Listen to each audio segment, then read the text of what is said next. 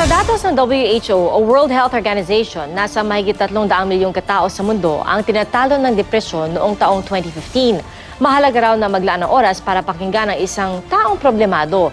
Ang mga nakakaranas naman ng depresyon ay pwedeng kumonsulta sa Hopeline Responders o yung mga bihasang online counselor ng DOH o Department of Health. May report si Mark Salazar. Kapag may kaibigan ka o kamag-anak na nagsabi sa iyo ng problema, huwag ka raw deadma. Baka kasama na siya sa mahigit 300 milyong katao sa mundo na tinatalo ng depresyon. Kausapin mo siya at obserbahan.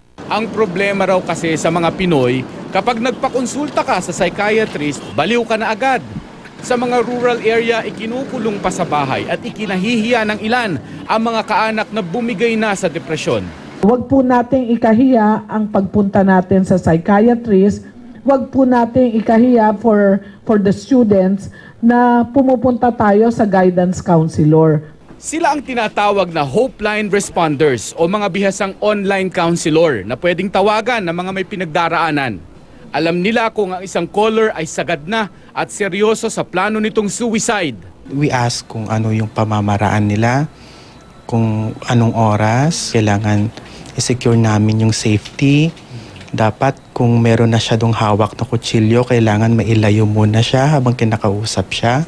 Higit kalahati sa 3,479 na caller ng Hopeline noong 2016 ay may kinalaman sa depresyon at pinag-iisipang magpakamatay.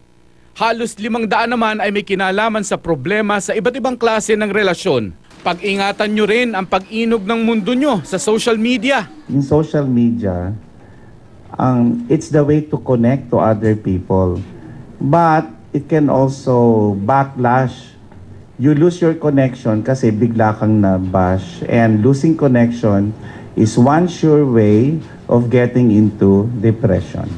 Lahat naman tayo ay may pinagdaraanan. Pero sabi nga nila, daanan mo lang, wag mong tambayan. Wakasan po natin yan, ang inyong paghihirap. Mag-usap po tayo. Mark Salazar, GMA News.